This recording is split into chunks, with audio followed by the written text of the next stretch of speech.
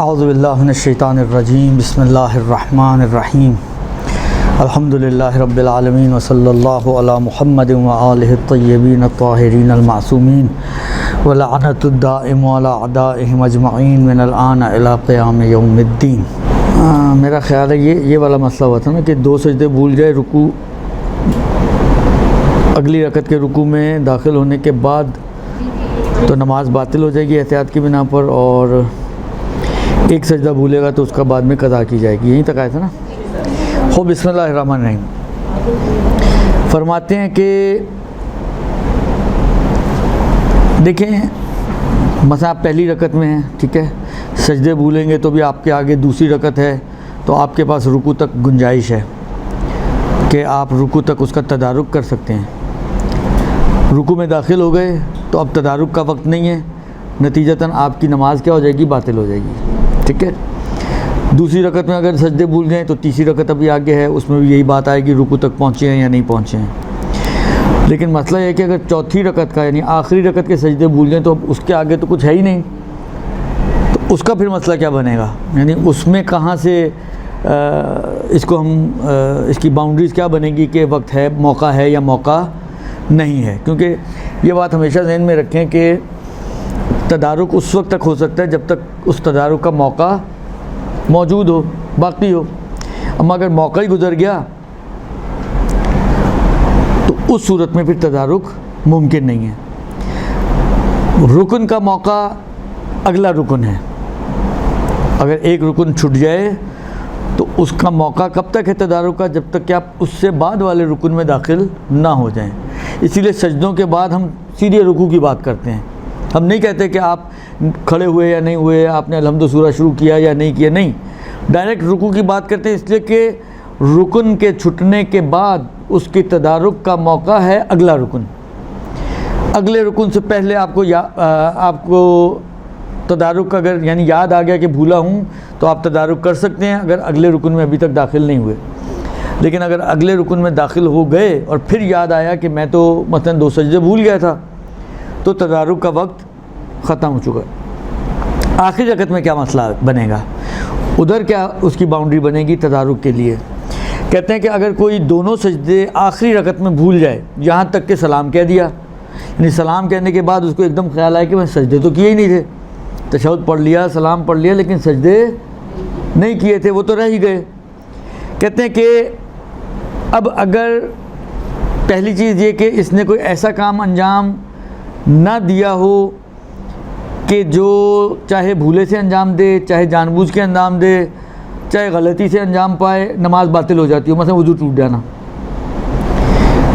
टूट जाना, यानी उसने कोई ऐसा काम अगर अंजाम नहीं दिया कि जिससे नमाज बातिल होती हो, जैसे वज़ू का टूट जाना या पुश्त बक़िबला जानबूझ के कर ले, किबला इस तरफ को है, आपने अपने आप को दूसरी तरफ मोड़ लिया और मोड़ने के बाद ख्याल आया कि मैंने तो नमाज सजदे नहीं किए थे।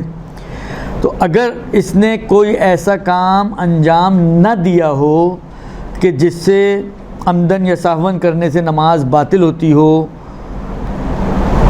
तो इसका मतलब है अभी वक्त तदारुक है, लिहाजा ये पलटेगा और दो सजदे अंजाम देगा, उसके बाद दोबारा से तशहुद और सलाम पढ़ेगा। एक सलाम एक्स्ट्रा हो गया तो इजाफी सलाम के लिए दो सजदे सहव इसको करने पड़ेंगे, ठीक,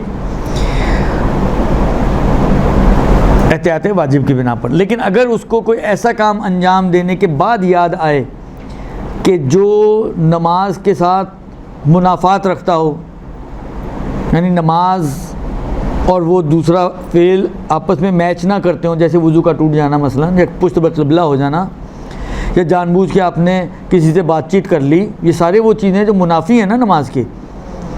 तो कोई भी ऐसा काम कि जो नमाज से मुनाफी हो, अगर ये अंजाम दे चुका है और फिर उसको याद आए तो अब समझे मौका गुजर गया तदारुक का, लिहाजा अब इसकी नमाज क्या हो जाएगी, बातिल हो जाएगी। ठीक हो गया जी। ये एक मतलब। अगला मसला जो है वो ये है कि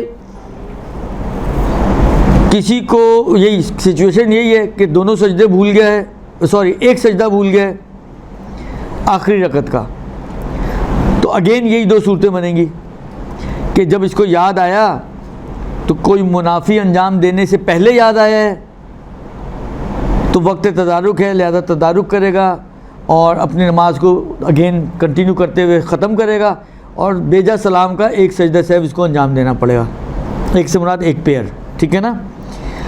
लेकिन अगर अलबत्ता एहतियात वाजिब की बिना पर, लेकिन अगर इसको मुनाफी अंजाम देने के बाद याद आया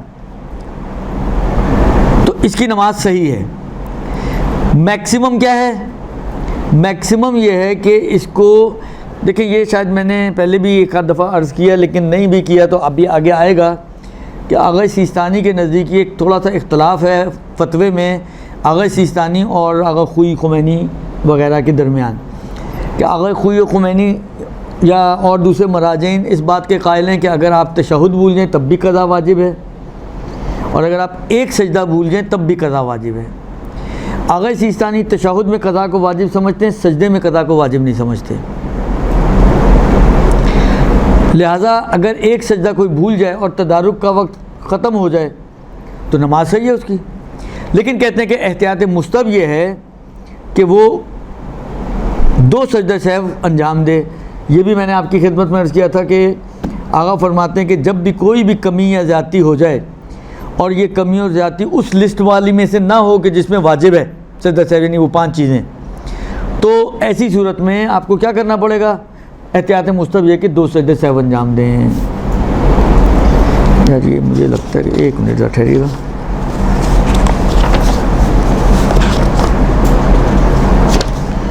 ये मुझे थोड़ा सा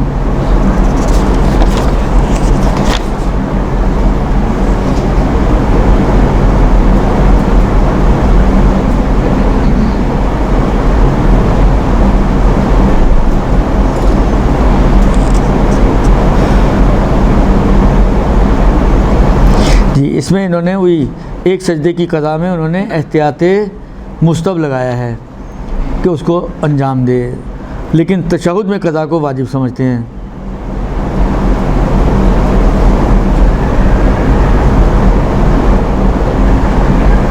ठीक हो गया जी। तो यहाँ पर भी उसको क्योंकि कमी वाक़ हुई है, कज़ा तो है नहीं सजदे की, अलबत्ता कज़ा में भी कहते हैं कि एहतियात मुस्तहब की कज़ा करे तो कज़ा करना चाहे तो कज़ा भी कर ले, और 2 सजदे सहव इसको एहतियात मुस्तहब की बिना पर, यानी दोनों में एहतियात मुस्तहब है, करेगा दोनों चीज़ें तो सवाब मिल जाएगा एहतियात का, नहीं करेगा तो मुमकिन है कुछ भी नहीं मिले, लेकिन नमाज उसकी सही हो जाएगी। ठीक है जी। अगर हमें सजदे की कज़ा करनी होगी तो क्या बस सलाम के बाद हम एक दफ़ा सजदे में चले जाएंगे? जी हाँ, कज़ा की नीयत से एक सजदा करेंगे, उसके बाद फिर सलाम वगैरह नहीं, बस सजदे में नहीं। जी हाँ।